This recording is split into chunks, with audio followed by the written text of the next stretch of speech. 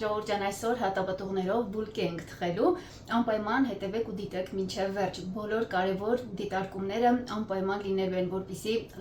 շատ լավ արդյունք ստանաք։ Անսահման փափուկ է, սովորական տորթի նման է։ Անպայման դիտեք մինչև վերջ, ամբողջ ընթացքը շատ կարևոր է, քայլ առ քայլ։ Ինչպես միշտ խմորիչը առանձին կհասունացնեմ, հաճախ եմ այդպես անում, հատկապես եթե խմորի մեջ ճարպեր կան։ Այստեղ կարող եք բաց թողնել, դրանք շատ չեն, բայց ամեն դեպքում ավելի լավ կլինի։ 350 մլ գոլ կաթ է։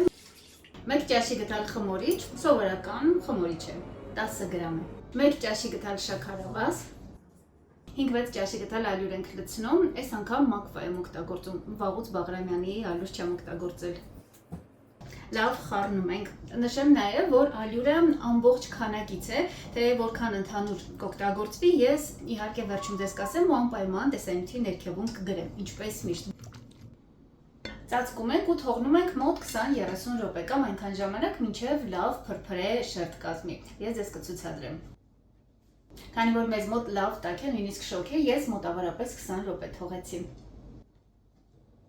Ժողովուրդ ջան, չնայած որ ընդունված է համարել, որ խմորիչն առանձին թթվեցնում ենք, այսպես հասունացնում միայն նրա համար, որ խմորիչի որակը ստուգենք։ Իհարկե այդ հարցում նույնպես օգնում է, բայց առաջին հերթին սա օգնում է, քանի դեռ խմորը թույլ է, թեթև է, ճարպեր չկան, որպեսզի խմորիչը հասցնի հասունանալ, բազմանալ։ Հետո դրանց համար ավելի հեշտ է լինում հաղթահարել ճարպերի ծանրությունը։ Խմորի մեջ կոտրելու է 1 ամբողջական ձու եւ 1 դեղնուց։ Ավելացնում եմ 4 ճաշի գտալ շաքարավազ, 4 ճաշի գտալ բուսական յուղ, լավ խառնում ենք ու սկսում ավելացնել ալյուրը, իսկ կարագը կավելացնենք ամենավերջում։ Առաջին ալյուրի հետ նաև աղ կավելացնենք, չնայած որ քաղցր թխվածք է, բայց աղը պարտադիր է։ Եթե տեսնում եք խմորը այս փուլում բավականին թույլ է, ալյուր շատ, չափազանց շատ չեմ ավելացրել, նույնիսկ այսպես հոսում է։ Դրա համար հնարավորություն ունեմ մի փոքր հարելով։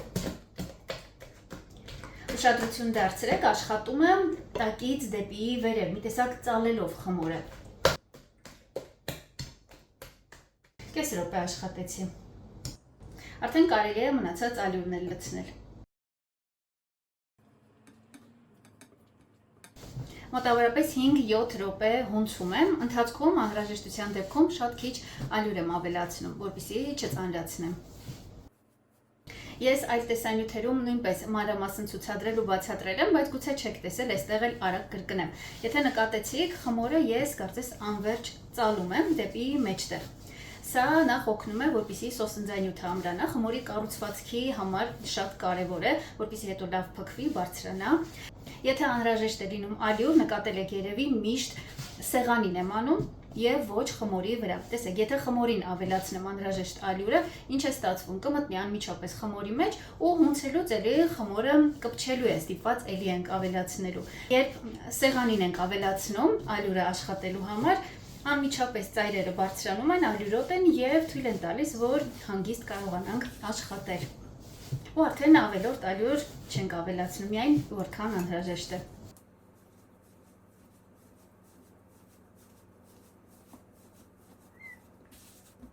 Խմորը, եթե տեսնում եք, որտեղ ալյուր չկա, մի փոքր կպչուն է, տեղտեղ նույնիսկ շատ կպչուն, չանհանգստանաք, այս փուլի համար լրիվ նորմալ է։ Ժամանակն է արդեն կարագն ավելացնելու, փափուկ վիճակում է, բայց հալեցված չէ, դա կարևոր է։ Մի քանի անգամով կավելացնենք, ոչ միանգամից։ Մեկը կավելացնենք եւ այնքան կհունցենք, մինչ ամբողջությամբ ձուլվի, նոր կավելացնենք հաջորդ մասը։ Կարագն ավելացնելուց հետո ձեզ կարող է թվալ, որ խմորը մի տեսակ կտրատվում է ու չի հավաքվում։ Ուղղակի պետք է շարունակել ու ինքն իրեն կհավաքվի, իսկ եթե շատ է դա ձեզ խանգարում, մի փոքր միայն սեղանին ալյուր արեք ու շարունակեք, ավելի հեշտ կհավաքվի։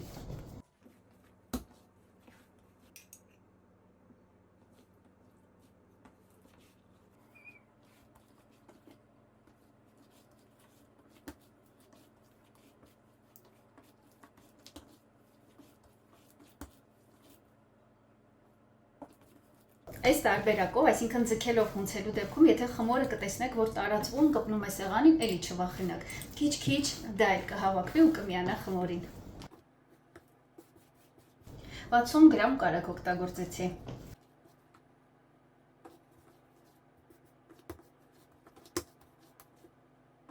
Վերջում սեղանին մի փոքր շատ քիչ մեկ պտղունց ալյուր եմ ավելացնում ու խմորը միանգամից վերջնական հավաքվում է։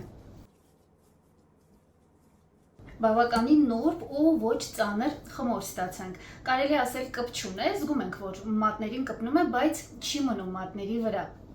Թասի մեջ բուսայուղ ենք քսում ու բավականին առատ տեղափոխում ենք խմորն ու թողնում ենք, որ հասունանա։ Պետք է նվազագույնը 2-ից 2.5 անգամ բարձրանա։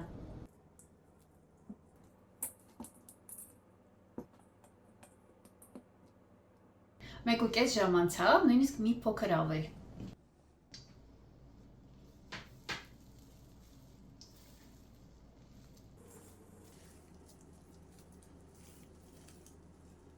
Խմորը 9 հավասար մասի եմ բաժանում։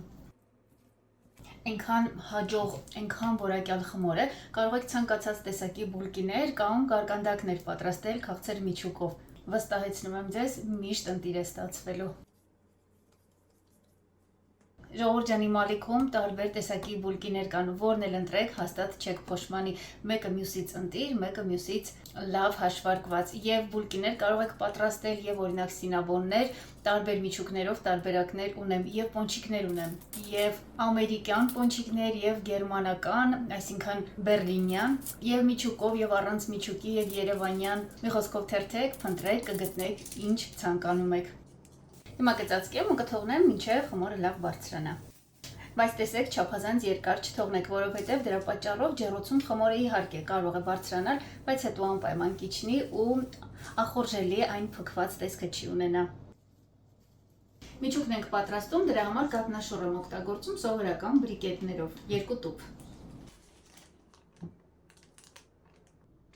1 ճաշի գդալ թթվասեր, ցանկացած յուղայնությամբ, բայց իհարկե եթե ընտրություն կա, ամենաբարձրը վերցրեք։ 1 ամբողջական ձու, 3-ից 4 ճաշի գդալ շաքարավազ, 1 ճաշի գդալ եգիպտացորենի օսլա եւ 1 պտղունց աղ,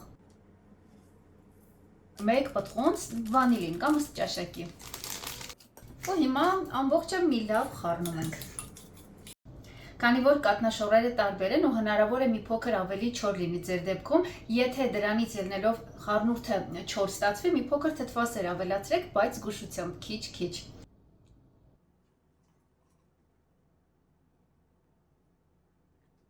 Երեսուն րոպեից մի քիչ ավել ժամանակ անցավ, բայց հաշվի առեք, որ մեզ մոտ հիմա շոկ է։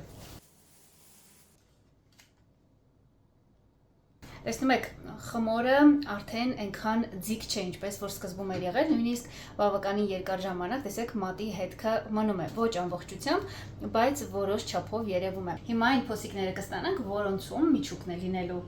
Դրա համար կարելի է եւ փոքրիկ ապակյա տարա օգտագործել կամ բաժակ։ Մի քիչ բուսայուղ եմ քսում, որ խմորին չկպնի։ Աշխատում եմ եզրերին չկպնել, շատ չանհանգստացնել, որպեսզի այս փքված վիճակը մնա, հատկապես եզրերում դա կարևոր է։ Այնուհետև կաթնաշոռային միջուկն ենք դնում։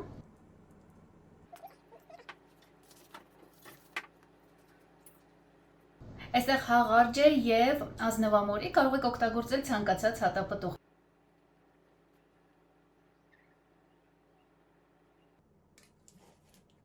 Միջուկն արդեն տեղադրեցի, հիմա ազատ այս եզրերը դեղնուցով կպատեմ, մեջը մի քիչ կաթ եմ ավելացրել, մոտ 1 թեյի գդալ։ Մի դեղնուցը կարող է չբավականացնել, երկրորդը վերցնելու կարիքը կլինի, կարող եք դրա փոխարեն մի ամբողջական ձու կոտրել, էլի կաթ ավելացնել եւ տարածել մակերեսով։ Իսկ վերջում խորիզ է լինելու, որպեսզի ձեր ժամանակը չծախսեն, նաև պահեստավորված ունեի, հիմա սա կօգտագործեմ, բայց պատրաստվում է շատ հեշտ։ Փշրում ենք միասին եւ ստանում սովորական խորիզ։ Եթե փշրանքները խոշոր են ստացվում, նշանակում է այնտեղ յուղը շատ է եղել, կարագը շատ է ու դրանից կարող է այրվել, շատ կարմրել։ Դրա համար նման դեպքում մի քիչ ալյուր ավելացրեք։ Կրկնում եմ, եթե կարկանդակի վերևում է լինելու, որ ջեռոցում չայրվի։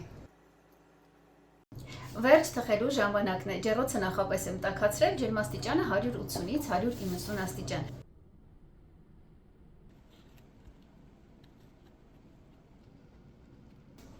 Դե դիմավորեք, արդեն պատրաստ են։ Մոտ 19 րոպեում թխվեցին։ Գիտեք, իր կառուցվածքով, փափկությամբ, խոնավությամբ ու նրբությամբ տորթի է նման, շատ է նման։